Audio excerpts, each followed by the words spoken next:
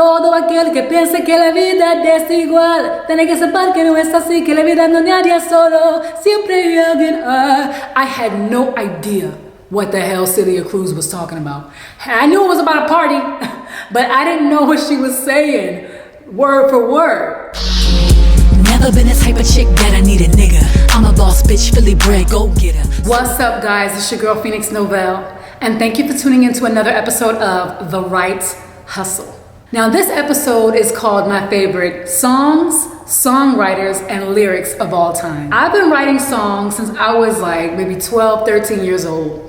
And what I used to do is I used to listen to my CD player, and sometimes there would be like maybe about sometimes 8 bars of just open musical interlude before the song would start. So maybe there was a little bit of ad-libbing on top of it or whatever, but the verse didn't actually begin until a little bit later. And I would use that open space to kind of like come up with creative ideas.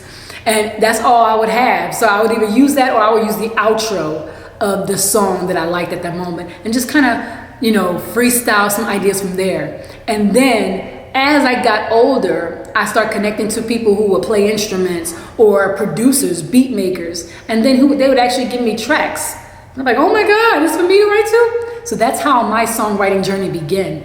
But I'm gonna give you guys some songs and song lyrics and stuff that I might like a beat because the beat really moves me, but I might not necessarily like the song that was written to the beat. So I'm gonna give you some of those examples as well, because sometimes music is just like so powerful and you love the actual track without really being crazy about what the artist did to it.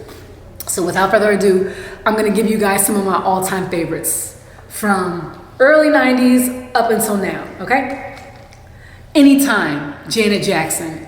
In the thundering rain, I don't know the words, I don't wanna start it just because people standing by watching us.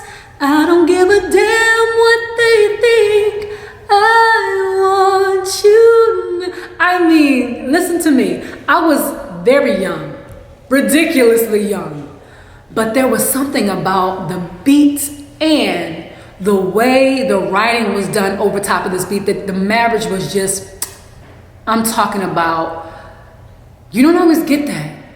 Sometimes you'll have somebody do a remake of a song and what they remade to it is much better than the original. But when I tell you there was something about the marriage, the harmony between the actual track, and I don't know which one came first, because sometimes you might just have a melody in your mind, do-do-do-do-do. But I mean, the way that they worked together, or maybe it was created at the same time. Oh my God. I would listen to this, wasn't even having sex, didn't know anything about it.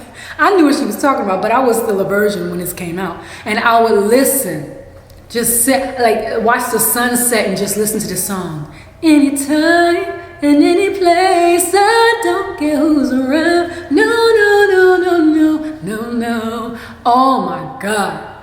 I mean, all day long, that song, both the track, the music, and the lyrics, one of my all-time favorites. My next one. You know what? And I did not do my homework before I did this video because I said I was. But I heard a Glorilla song, Glorilla, and she said something like, fuck about a credit score, bitch, I might be rich tomorrow. Y'all who know what I'm talking about know what I'm talking about. But that hit me. I don't even remember the beat. I don't remember anything else but that line. And I remember it was her because of how powerful that line is and how strongly it hit me as an adult and realizing that's how I think.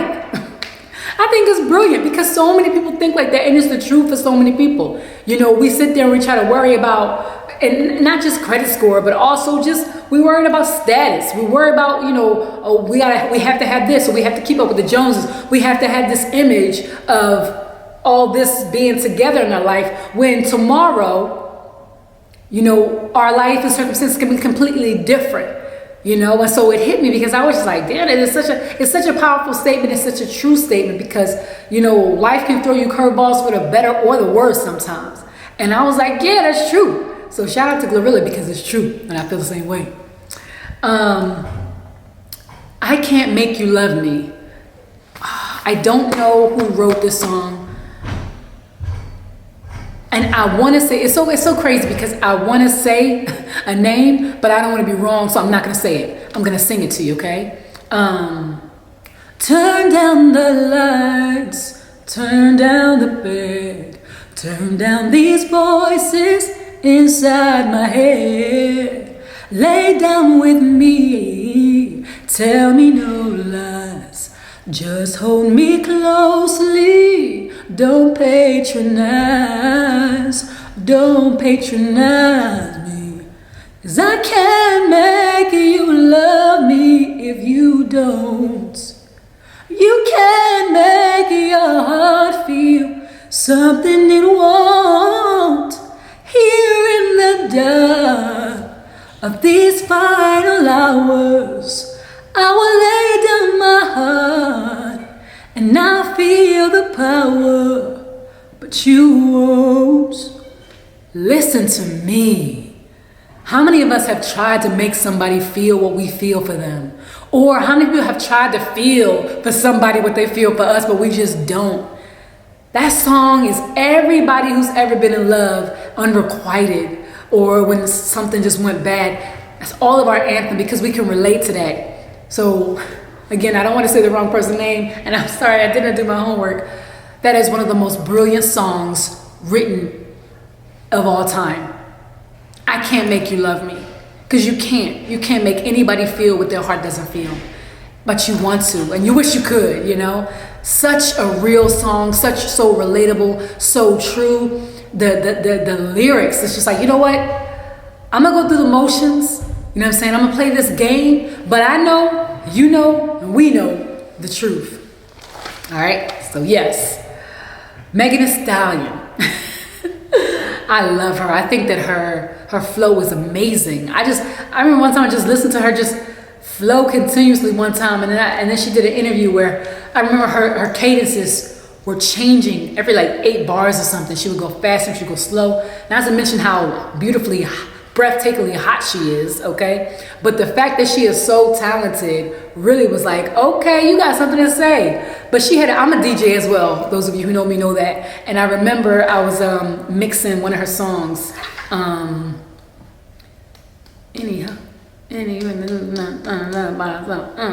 can't remember.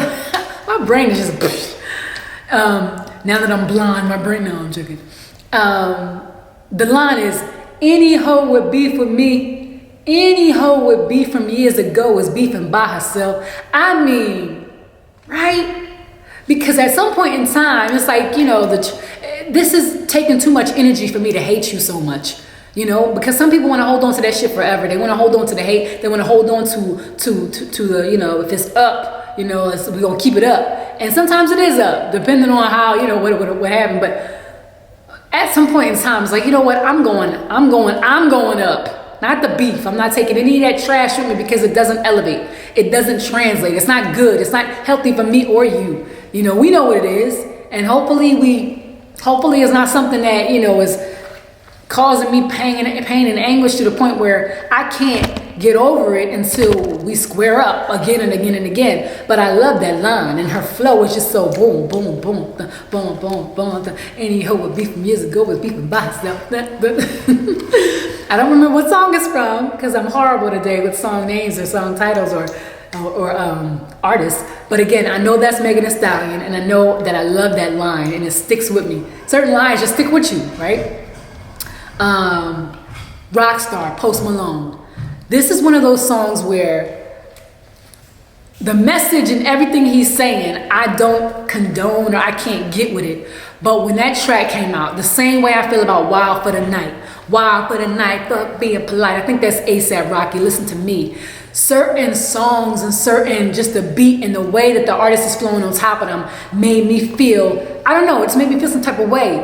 And you know, that's how I know that people who don't speak the same language, they feel the vibe, they feel the energy in the song. They don't need to know what you're saying, they feel the energy. That's how I was when I was I sing in Spanish too, you know? And when I sing in Spanish, sometimes I don't always know what I'm saying. And this really started because I was in a band where there was no Spanish speaking artists. There was no Spanish artists. And there was a request for Spanish songs. And it's like, you know what? I like to learn different languages. And so I was like, you know what? I can learn it. Took me a minute, but I learned it, and it was bailando. No, the first one I learned was La vida es un carnaval. Todo aquel que piense que la vida es desigual, tiene que saber que no es así, que la vida no nadie solo, siempre hay alguien. I had no idea what the hell Celia Cruz was talking about. I knew it was about a party, but I didn't know what she was saying, word for word. I listened to the inflections, and I also talked to a Spanish friend of mine who wasn't an artist, and I asked her if I was saying it correctly. Still didn't ask her what I was saying. Just wanted to know if I was saying it correctly. And so for me, that's how I know. It was a powerful like immediately I'm like, oh my God, this is gonna get the dance floor moving. Sometimes you gotta do what the atmosphere requires. If that's hot, people wanna hear it, people love it, they're gonna dance. And let me tell you, some of the people who love to dance Spanish music, they are Chinese, you know, or they're Russian, you know, or they're of a completely different culture, but they love that culture's music. And so you don't want to deprive them of that if you can. And I say artists who about that life, they're not afraid. They're gonna go and they're gonna know how to say it properly. They may not know what they're saying, but they're gonna learn how to say it properly in order to actually give them that feel when they're delivering it. And that's what I did, you know. So I'm only saying that because sometimes you don't always have to know or like what's being said, but the vibe and the flow and the feeling and energy in the track is one that makes you feel some type of way. That's how I felt about Wild for the Night, Up Being Polite, and I've been fucking hoes and popping pills, I guess I feel just like a rock. I mean, I don't fuck hoes, I don't pop pills, right? But I'm a rock star because I get the party, I'm gonna make the party right. And I don't need drugs and alcohol to do it, you know? And that's exactly how it is sometimes. And so when I actually finally listened to what he was saying, I was like, wow, okay, yeah. But that's what I mean by, I wanna say songwriters and lyrics of all times. Those two tracks are the actual songs, are the actual beats, the production, okay? And the way they flowed over top of it. Not necessarily what they was flowing about, because a girl didn't do none of that, and I ain't even gonna lie and say I did. Another one, let me give y'all two more.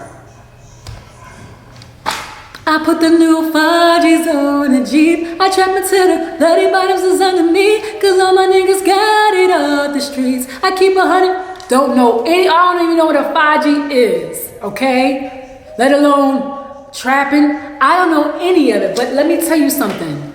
What is his name? I am an old head. It's slowly creeping up on me. But Roddy Ricch, I think that's his name. Listen to me. He was rapping in this song.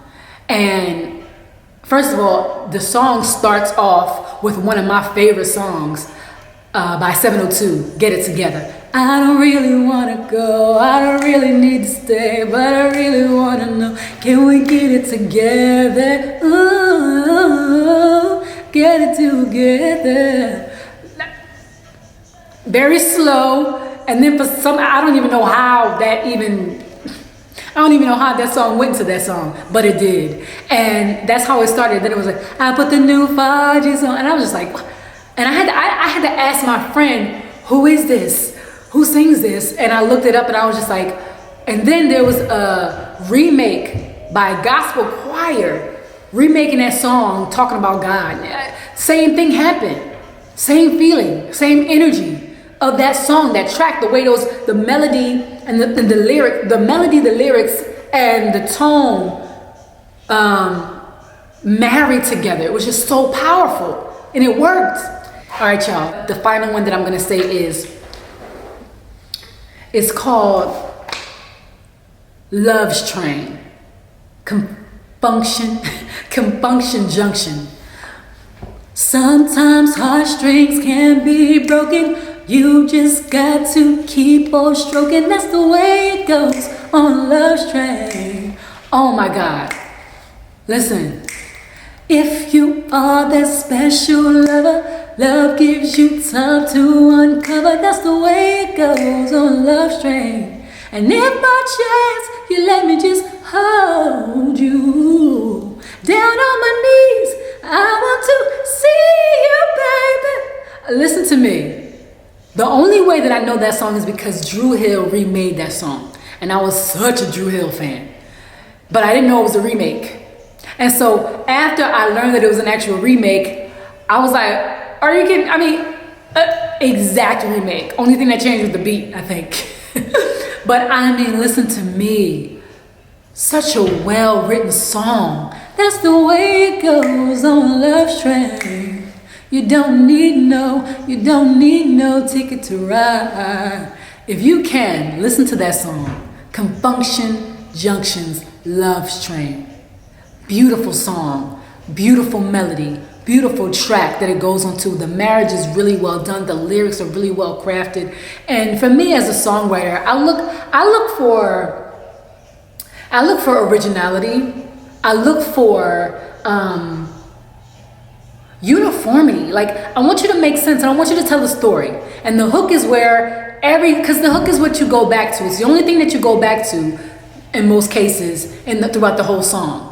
So to see that, I'm proud of it. I love it when it makes sense, when it flows together. And in songs like that, it makes me feel like, yeah, like that's what I want to hear. That's how I write my songs. That's what I want to hear. Tell me a story. Take me on this journey. And the fact that he called it Love's Train, you know what I'm saying? They were using the analogy of a train. It's like, all right, you don't need no ticket to ride. You know, Love's Train, that's the way it goes. You know what I'm saying? Sometimes heartstrings keep on broken. You just have to keep on stroking, keep on moving. Don't stop, keep it moving, you know? So guys, thank you for joining in for this episode of The Write Hustle, where I just discussed my favorite songs, the reason why I love them. And if you have some favorite songs and you got some ideas and you want to say, hey, what about this one? I'd love to see what you are actually into, what your favorite songs of all times is. Okay, guys? Once again, it's your girl, Phoenix Novell. I hope you like my blonde. This is the color of the week. Until next time, guys, stay blessed, stay positive, keep on writing, keep creating, and I will see you on the next video. Peace out. Bye. Rap game nasty, my sing game type pro. Grown ass woman over here, no panties. Keep a dude face in my fucking punani. Yeah, I talk shit, but I back it up with facts. If I say it's legit, you ain't even gotta ask. I'm about $1, fuck a crime and some fame. You ain't gotta holler, but you need to know my name. Phoenix.